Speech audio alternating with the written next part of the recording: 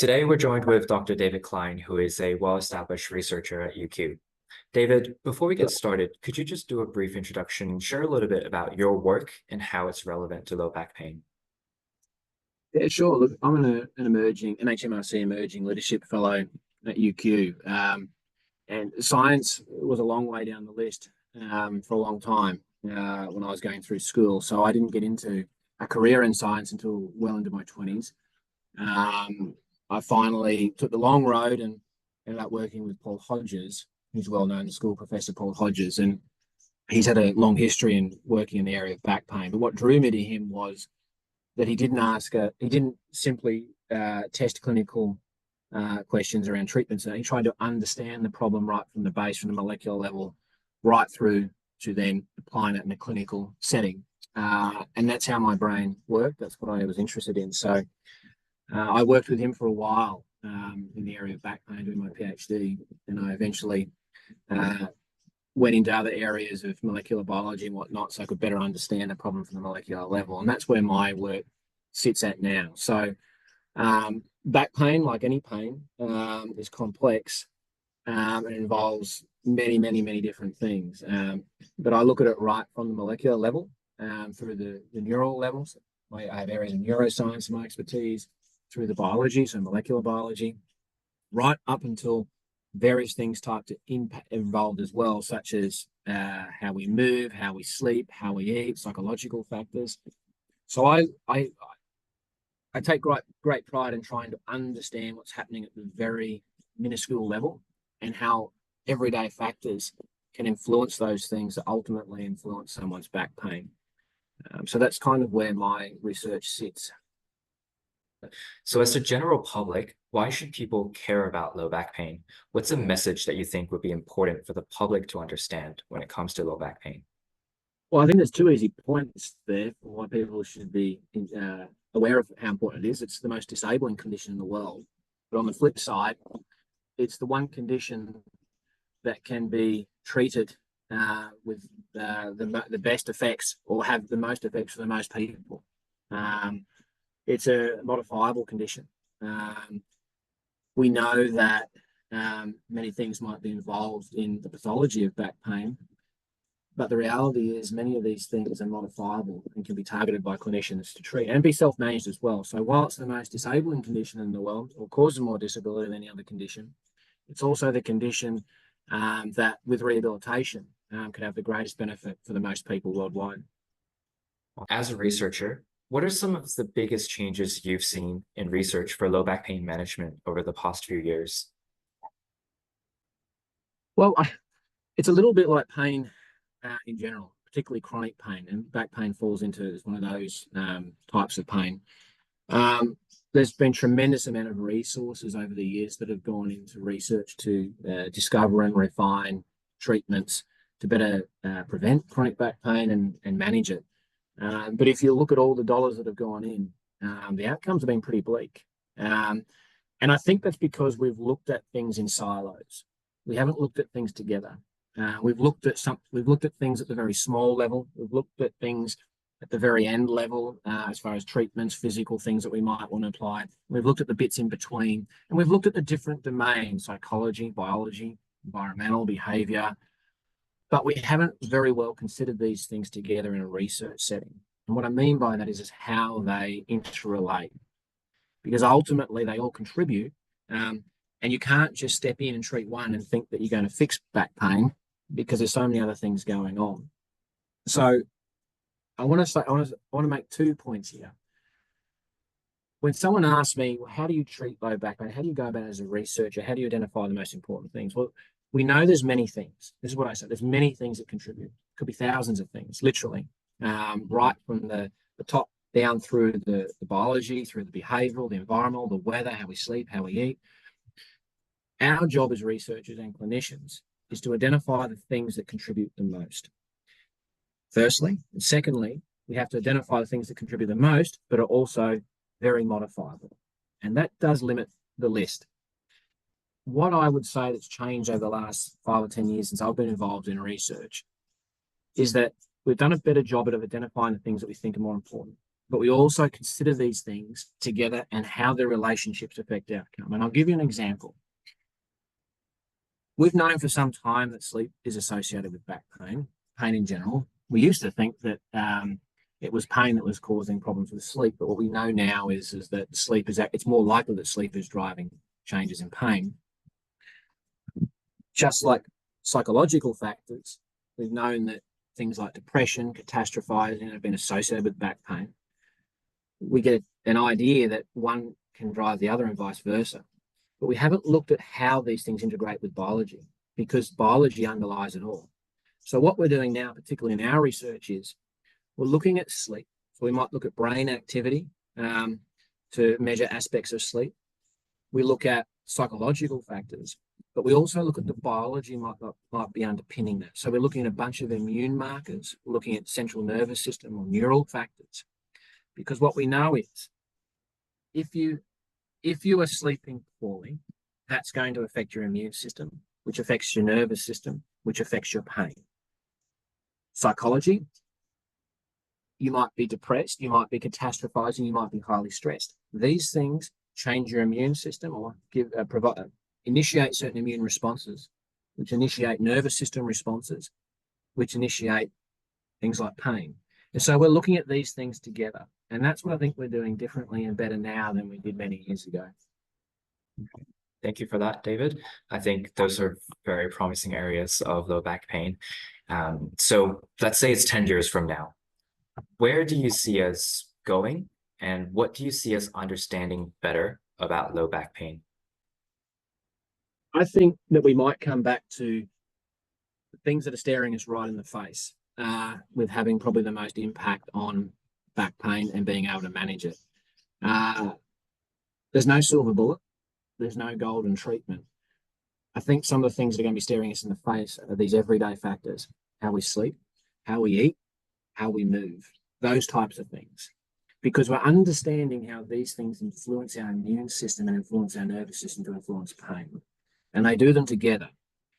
And I think in 10 years' time, I think in a few years to 5 years' time, physiotherapists are going to have equipped with them treatments that address these things. So patients might come in and sleep might be a problem for them, and physiotherapists will be equipped with certain treatment strategies, such as cognitive behavioural therapy for insomnia.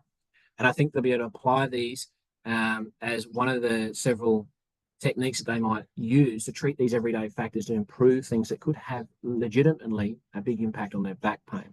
And I think these things will be done better in combination.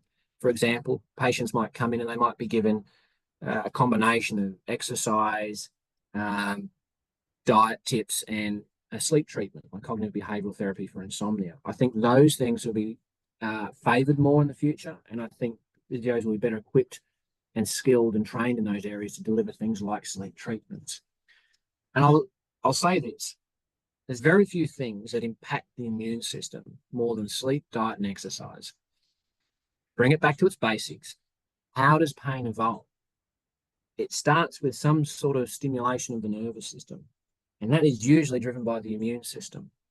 So if you're changing the immune system with your sleep, your exercise, or your diet, then there's a good chance you might be able to modify your pain, particularly in the long term. So I think that's what we'll get better at.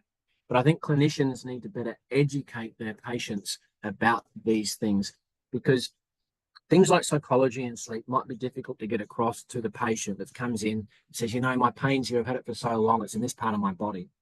But if clinicians can better educate the patient, it might get them to buy into actually doing their best with these treatments that they're given on sleep, because they might not initially buy into that sleeping better is going to improve their pain. But if they understand there's a physiological and pathological link, a real link between sleep and pain, for example, then they're more likely to follow it up and carry out those sort of strategies.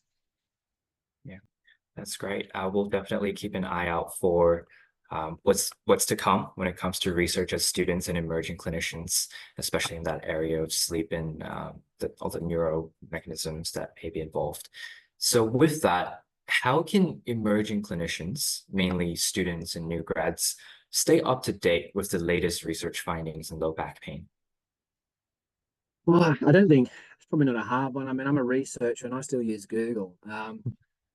Google, PubMed, and all these sorts of things are fine. I think when you access articles, research articles, for example, I firstly get an indication of the quality of the journal, and then the quality of the study. Now, if the quality of the journal is not high on the list, then I probably won't. I'm not to say it's not important, but I'm more likely to take notice of it. So have an idea of what journals are important in your field. In physiotherapy, there's some journals that'll be higher up the rankings than others. And if work gets into those journals, it's typically got under more robust peer review. But I'd also consider things like International Association for the Study of Pain, IASP. If you go on their websites, they have great resources for clinicians, consumers, as well as researchers. Really good list of points, definitions of different pains, sensitization, what's being used, fact sheets for consumers, but also up-to-date information for clinician in the form of fact sheets as well. And the Australian Pain Society is pretty good as well. Okay. And am I right to say some of these associations do help bridge the gap between research and translation into clinical practice and really implementing them for Yeah, clinicians? absolutely. Particularly the International Association for the Study of Pain. So if you go into iasp.com, there's a whole list of fact sheets that basically provide up-to-date research on things in pain, like low back pain, but in a lay format. So integrating into how it might be relevant to the consumer and the clinician.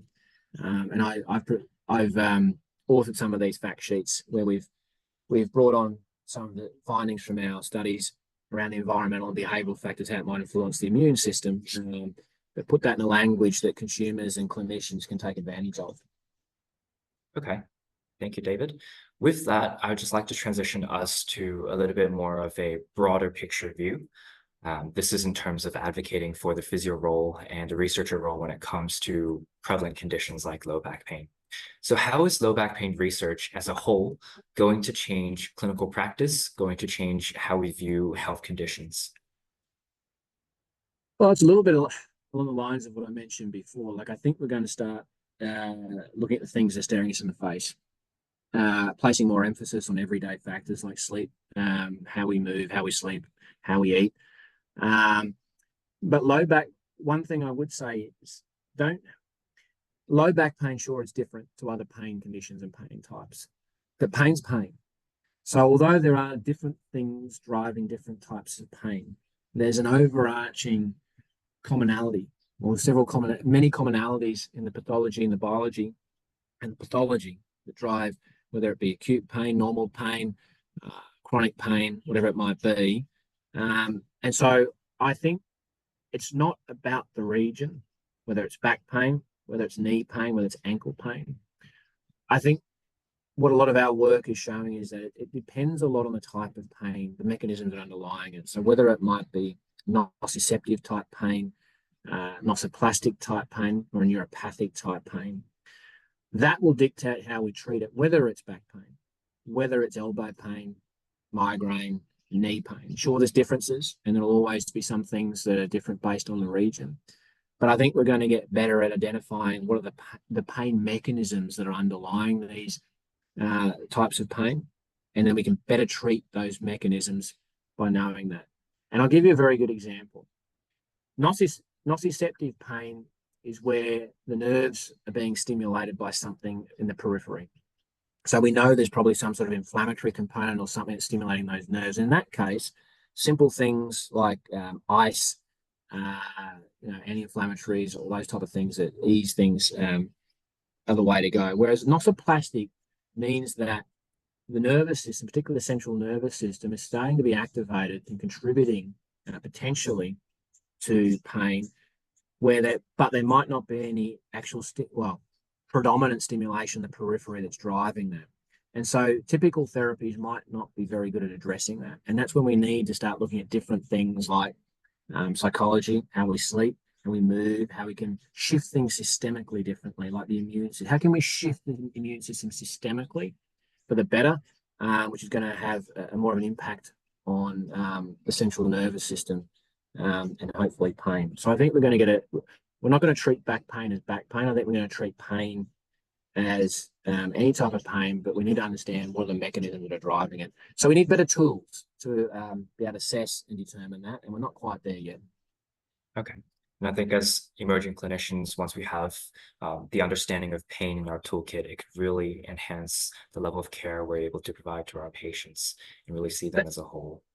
That's right. And right now there's colleagues in my lab that are working really hard on a set of criteria that clinicians can use to help determine whether someone falls into one of those three pain types, which reflects the mechanisms that are driving it. And once you're able to determine that, you're able to better then tailor the treatments to better target those mechanisms. Thank you, David. With that, just one summary of everything that we've talked through so far. If you could give one tip to new grad clinicians, what would it be regarding low back pain? One tip. My one tip would be, and I'm gonna emphasize back what I said before. Don't miss the things that are staring in your face. Sometimes they're not that complicated. We know that several of the things that are influencing the immune system, which influence the nervous system, which influence pain, things such as that we do every day, sleep, move, eat. Consider those things, but be able to educate the patient such that they buy into what you're telling them is really potentially really having an influence on their pain. And if you can do that by understanding how that works, do some reading in sleep, pain, immune system type things, get an understanding of how diet influences the immune system and the nervous system and pain. If you can gauge that, get an understanding of that knowledge and translate that to the patient, they'll buy into the treatments that you might give in that area. That would be my tip. Thanks, David.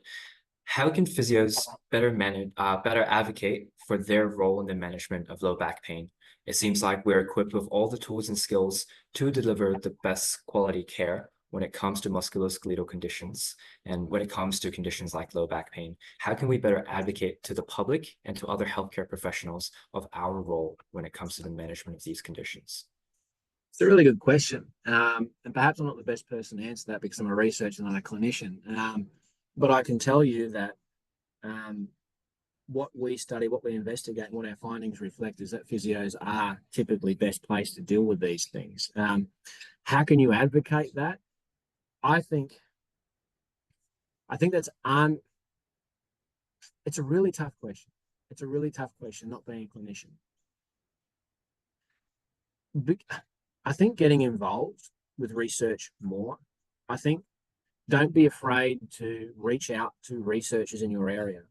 One thing I'll be deadly honest about in physiotherapy, researchers don't get a lot of connection with physiotherapists.